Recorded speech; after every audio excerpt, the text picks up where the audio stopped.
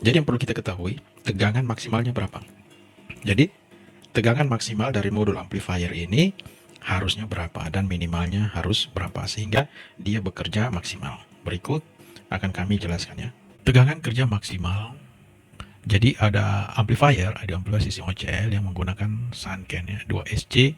Ini kita contohkan saja ya, dia menggunakan 2SC 292 dan 1216. Selanjutnya teman-teman, jadi ini tegangan maksimal. Artinya tegangan dia mau NPN atau PNP, itu tegangan maksimalnya 180 volt. Yang ini ya, VCO, V ya, C itu kolektor ya, VCE, E itu emitter teman-teman ya. Ini open ya, open base. Ini artinya open base. Open base. Nah, maksudnya basisnya tidak terpasang tegangan. Artinya gitu ya, artinya basisnya tidak terpasang tegangan. Nah, selanjutnya tegangan kolektor basis, VCB-nya 200 volt. Jadi besar benar ya teman-teman ya. Tegangan emitter basis 5 volt. Jadi antara emitter dan basisnya 5 volt ya. Jadi basisnya maksimal itu 5 volt. Jadi ini semua maksimal teman-teman. Nah, di sini yang ingin kami jelaskan ya. Jadi kita harus mengukur. Jadi misalnya ini adalah basis kan ini ya. Ini kolektor dan ini adalah emitter. Jadi untuk tegangan yang 180 ya. Jadi basisnya ini jangan dipasang ke PCB dulu atau timahnya dicabut, kemudian nanti antara emitter dan kolektor ini dia harus maksimal 180 volt. Jadi minimal ini dia 25 volt juga sudah kerja bagus ya. Ini modul ini teman-teman. 3 ampere juga sudah bisa. Jadi yang penting ada tegangan dia sudah kerja. Kemudian kalau yang ini kan gampang nih, kolektor basis maksimal. Maksudnya di sini kan sudah kecoret ya. Di sini lagi ya, ini basis, misalnya ini basis, ini kolektor. Nah, ini harus diukur juga teman-teman ya. Dia maksimal 200 volt maksimalnya gini ya. Jadi dengan tegangan gini juga bisa. Jadi di bawah lebih kecil ya, lebih kecil dari 50 ini bisa hidup juga teman-teman. Jadi makanya ada yang dijual dia di bawah 50 volt, kita dengan 3 ampere saja bisa hidup. Namun speakernya yang diperkecil ya, speakernya. Kita menggunakan speaker kecil, speaker besar nanti tidak bisa. Jadi